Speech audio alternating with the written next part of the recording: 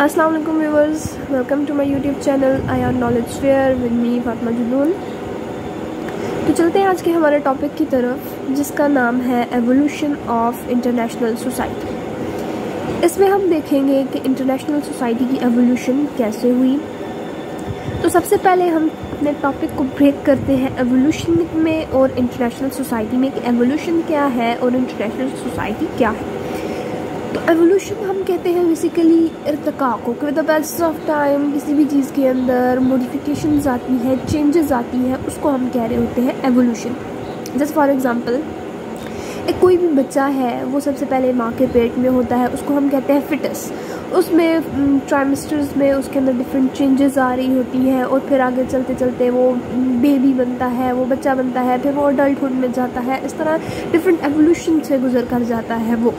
तो इस तरह यहाँ पर हम देखेंगे इंटरनेशनल सोसाइटी किस तरह इवॉल्व हुई, कि आज हम जो सोसाइटी देख रहे हैं, आया हमेशा से ऐसी सोसाइटी थी या इसमें डिफरेंट चेंजेस आई हैं। तो आज का जो इंटरनेशनल सिस्टम है, बात करते हैं उसकी, कि वो क्या है, ग्लोबल कैपिटलिस्ट सिस्टम है, या हम उसको लिबरल मॉडल भी कह सकते हैं कि कैपिटलिस्ट इकोनॉमीज एग्जिस्ट करती हैं आजकल।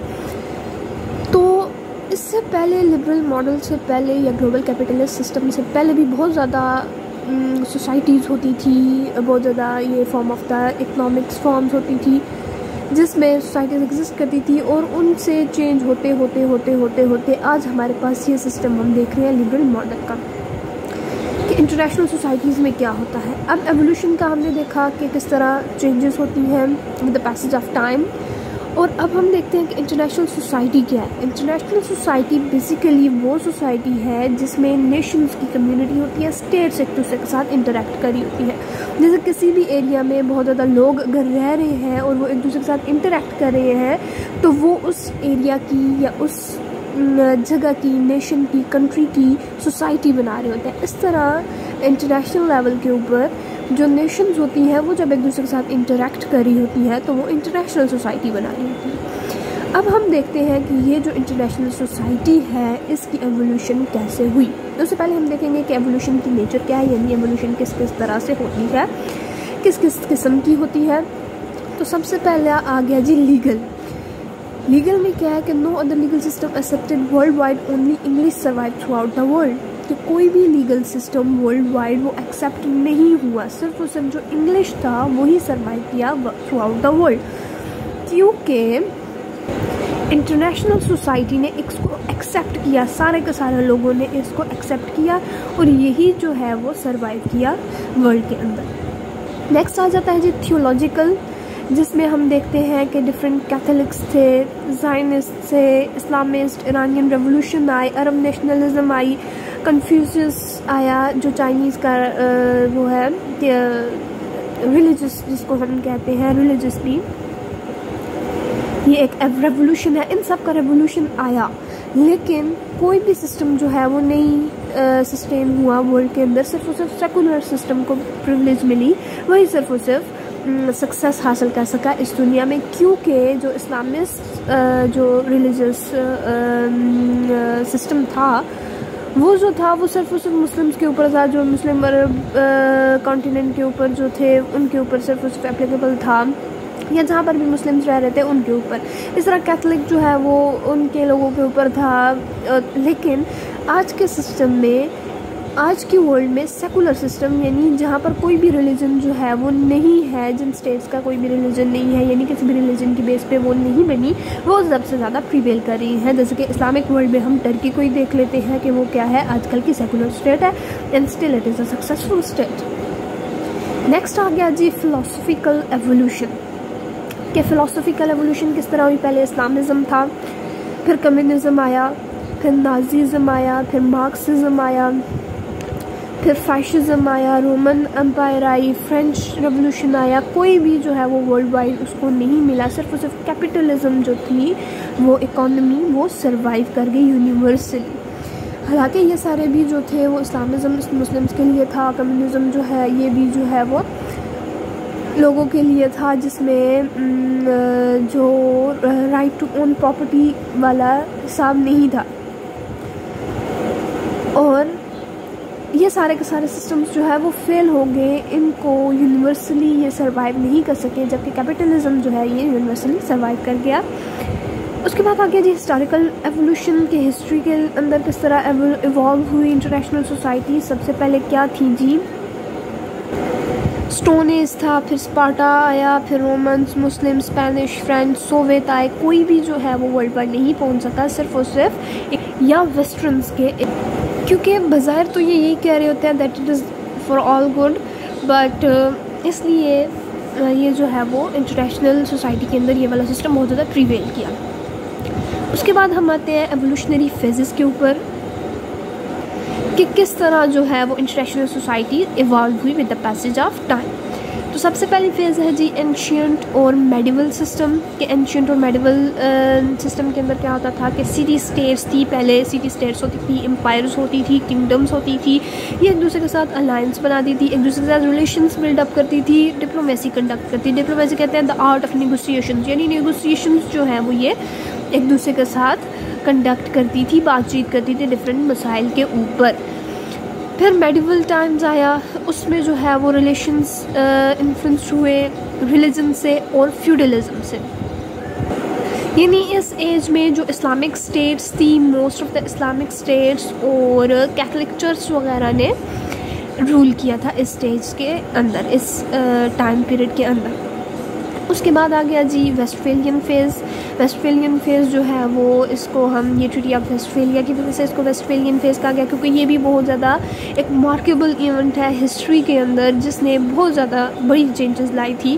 कि जब 30 ईयर वार हो रही थी, हमें पता है कि इससे पहले 30 ईयर वार हो रही थी 1618 से 1648 की तरफ, और उसके बाद जो है वो एक ट्रीटी की गई जिसको वेस्टफेलिया, ट्रीटी ऑफ वेस्टफेलिया कहा जाता है। और उसके बाद जो है वो क्या हुआ कि इसके ने डिफरेंट प्रिंसिपल्स दिए, जिसमें उसने क्या कहा कि नेशन स्टेट सिस्टम के बारे में बताया, जिसमें हमने अपनी पिछली वीडियो के अंदर बात की थी कि नेशन स्टेट सिस्टम जो है वो किस तरह होनी चाहिए। तो ये ट्रीटी ऑफ वेस्टफेलिया में बताया कि उनके जो है वो डिफरेंट प्रिंसिपल्स बताए कि नेशन स्टेट सिस्टम में उनकी सॉवरेनिटी का प्रिंसिपल उसने बताया कि हर एक स्टेट जो है वो सॉवरन है, हर एक स्टेट जो है वो प्रिंसिपल ऑफ नॉन इंटीग्रेशन बताया कि कोई भी स्टेट जो है वो दूसरी स्टेट के मामलात के अंदर इंटरफेयर नहीं कर सकती। प्रिंसिपल ऑफ इक्वालिटी बताया। इसके अलावा बहुत ज़्यादा प्रिंसिपल्स बताए। स्टेट सिस्टम आया, तो इसने भी जो है वो मार्केबल एक इवेंट था जिसने इवॉल्व किया इंटरनेशनल सोसाइटी को। किससे इवॉल्व किया? जो पहले किंगडम्स थी, एम्पायर्स थी, उनसे इवॉल्व करके इसने स्टेट सिस्टम लाया वेस्टफेलियन फेज़ ने। उसके बाद हम देखते हैं 17वीं सेंचुरी आ गई, जिसमें फ्रेंच रेवोल्यूशन आया, और उसके रिज़ल्ट में जो है वो हम देखते हैं कि जो नेपोलियन था उसने थोड़ी सी डेमोक्रेसी आई थी इसके रिज़ल्ट में, और उसने कहा था कि it is the end of the war and the end of the history, यानी इसके बाद कोई भी हिस्ट्री जो है वो कोई भी चीज़ इवॉल्व नहीं होगी। लेकिन स्टिल हमने देखा कि इसके बाद भी बहुत ज़्यादा एवोल्यूशन आई सोसाइटी के अंदर, जिसमें तीसरी फेज़ आ जाती है कॉलोनियलिज्म एंड इम्पीरियलिज्म की। कि 18 और 19 सेंचुरी के अंदर क्या हुआ कि जो यूरोपियन पावर्स थी उन्होंने अपनी पावर्स को एक्सटेंड करने के लिए, अपने इन्फ्लुएंस को इंक्रीज़ करने के लिए, जो वीक स्टेट्स थी उनको जो है वो अपनी कॉलोनीज़ बना लिया, उनके ऊपर इन्फ्लुएंस ज़्यादा करना शुरू कर दिया अपना कॉलोनियलिज्म के थ्रू। और डिफरेंट पार्ट्स जो थे अफ्रीका के, एशिया के, अमेरिका के, इधर जो है उनकी ज़्यादा से ज़्यादा कॉलोनीज़ आ गई। इससे भी जो है वो बहुत ज़्यादा मार्केबल इवेंट है एवोल्यूशन के अंदर। नेक्स्ट आ गया जी world war and league of nation. World wars आई 20वीं सेंचुरी के अंदर, 2 वर्ल्ड वार हुई। फर्स्ट वर्ल्ड वार हुई, जिसके बाद जो है वो क्या हुआ कि लीग ऑफ नेशंस बनाई गई कि आज के बाद जो है वो हम जो कॉन्फ्लिक्ट्स हैं उसको जो है वो इंटरनेशनल सोसाइटी को बचाएंगे। और ये जो 2 वार्स थी इन्होंने री एवोल्यूशन लाया इंटरनेशनल सोसाइटी के अंदर। मैप्स जो है वो रीड्रॉन हुए, डिफरेंट स्टेट्स जो है वो वजूद में आई। तो इन्होंने भी जो है वो फर्स्ट वर्ल्ड वार और सेकंड वर्ल्ड वार बहुत ज़्यादा एक मार्केबल इवेंट्स हैं हिस्ट्री के अंदर, जिन्होंने सोसाइटी को इवॉल्व किया। और यूनाइटेड नेशन जो एक ऑर्गेनाइजेशन थी पीस के लिए बनाई गई, एक प्लेटफॉर्म था 1945 के अंदर, इसने भी बहुत ज़्यादा इम्पॉर्टेंट किरदार अदा किया सोसाइटी को इवॉल्व करने में। नेक्स्ट फेज़ आ गई जी हमारे पास cold war era. Cold war era हम देखते हैं कि 1945 से 1991 की तरफ स्टार्ट हुई। दो बाइपोलर वर्ल्ड ऑर्डर जो है वो हम देखते हैं कोल्ड वार एरा में, जिसमें यूएस और यूएसएसआर जो है वो ये मेजर पावर्स थी। इनकी डिफरेंट आइडियोलॉजीज़ थी। एक जो है वो कैपिटलिस्ट इकॉनमी को जो है वो सपोर्ट कर रहा था, दूसरा जो है वो कम्युनिज़म को सपोर्ट कर रहा था। तो इनमें जो है वो क्लैश ऑफ आइडियोलॉजीज़ थी। और हम देखते हैं कि नॉन अलाइंड जो स्टेट्स थी उनका क्या रोल था कि उन्होंने जो है वो इन दोनों में से किसी भी सिस्टम को ज्वाइन नहीं किया, बल्कि उन्होंने अपने सिर्फ और सिर्फ क्या कहते हैं उसको, नेशनल इंटरेस्ट के जहन में रखते हुए उन्होंने क्या किया, अपना फॉरेन पॉलिसी को उस तरह से इन्होंने शेप किया। इससे पहले कोल्ड वार एरा से पहले हम वर्ल्ड वार 2 के बाद हम देखते हैं कि एक डीकोलोनाइजेशन का एरा जो था उसमें इसने भी बहुत ज़्यादा इंपॉर्टेंट रोल प्ले किया, जिसमें कॉलोनीज़ जो है वो डीकोलोनाइज्ड हो गई। जैसे ब्रिटिश ने जो है वो आज़ादी दे दी इंडिया और पाकिस्तान जैसे वजूद में, और डिफरेंट कंट्रीज़ जो है वो वजूद में आई। तो डीकोलोनाइजेशन का जो एरा है इसमें भी मैप्स जो है वो रीड्रॉन हुए। एवोल्यूशन के पीरियड के अंदर ये वाला जो एरिया है ये भी बहुत ज़्यादा एक मार्केबल रोल प्ले कर रहा है। उसके बाद हम देखते हैं पोस्ट कोल्ड वार एरा, यानी कोल्ड वार एरा के बाद क्या क्या हुआ। 1991 में जो है वो हम देखते हैं कि यूएसएसआर डिसइंटीग्रेट हो गया। इसके नतीजे में डिफरेंट जो नेशंस हैं, स्टेट्स हैं, वो वजूद में आए, जिनको आजकल हम सेंट्रल एशियन नेशन के नाम से जानते हैं, जिनमें उज़्बेकिस्तान आ गया, ताजिकिस्तान आ गया और ये सारी कंट्रीज़ आई। उसके बाद हम इस एरा में एक ग्लोबलाइजेशन भी देखते हैं कि किस तरह वर्ल्ड जो है वो दोबारा से एक दूसरे के साथ इंटरकनेक्टेड हुई, कि सोवियत यूनियन का फॉल हो गया, यूएस की डोमिनेंस आ गई वर्ल्ड के अंदर।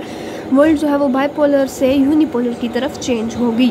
लेकिन उसके बाद इमर्जेंस हुई, हम देखते हैं नए एक्टर्स आए इंटरनेशनल सोसाइटी के अंदर, जिसमें चाइना आ गया, यूरोपियन यूनियन आ गया। अब आजकल हम देख रहे हैं इंडिया जो है वो एक रीजनल इमर्जिंग पावर है। ये बहुत ज़्यादा इंपॉर्टेंट रोल प्ले कर रहे हैं इंटरनेशनल सोसाइटी को शेप करने में। उसके बाद हम देखते हैं जी आज की 21st सेंचुरी में हमारे पास क्या क्या एवोल्यूशंस और चैलेंजेस देखने को मिल रहे हैं। आजकल सबसे बड़ा जो एवोल्यूशन है वो तो हम आर्टिफिशियल इंटेलिजेंस को ही देख लें कि उसने जो है वो क्या क्या चेंजिंग ले आया है सोसाइटी के अंदर। उसके अलावा जो ट्रांसनेशनल चैलेंजेस हमें फेस करने को मिल रहे हैं आजकल, वो आ गया क्लाइमेट चेंज। यानी ये सिर्फ और सिर्फ एक कंट्री इससे अफेक्ट नहीं हो रहा, बल्कि इंटरकनेक्टेडनेस की वजह से सारी की सारी कंट्रीज़ वर्ल्ड के अंदर वो अफेक्ट हो रही हैं, क्लाइमेट चेंज से, टेररिज्म से, साइबर थ्रेट से। उसके अलावा जो है वो रीजनल इंस्टीट्यूशंस हम देखते हैं, नॉन स्टेट एक्टर्स हम देखते हैं, वो जो है वो अराइज हो रहे हैं। उनका रोल बहुत ज़्यादा है इंटरनेशनल सोसाइटी के अंदर, 21st सेंचुरी के अंदर उसको शेप करने में बहुत ज़्यादा इंपॉर्टेंट रोल अदा कर रहे हैं ये इंस्टीट्यूशंस और नॉन स्टेट एक्टर, और ये जो चैलेंजेस हमें फेस करने को मिल रहे हैं। उसके अलावा हमारे पास हम देखते हैं चाइना है, इंडिया है, ये एक रीजनल पावर के तौर पर, इकनॉमिक पावर के तौर पर इमर्ज हो रहे हैं और वर्ल्ड ऑर्डर को ये चेंज कर रहे हैं, और कंपटीशन की तरफ ये जो है वो क्या कर रहे हैं, दुनिया को लेकर जा रहे हैं। Okay, thanks for watching this video. आज का हमारा सेशन यहीं पर एंड होता है। नेक्स्ट वीडियो में थ्योरीज ऑफ IR के ऊपर बनाऊंगी, वो आप यहाँ मेरे चैनल से देख सकते हैं।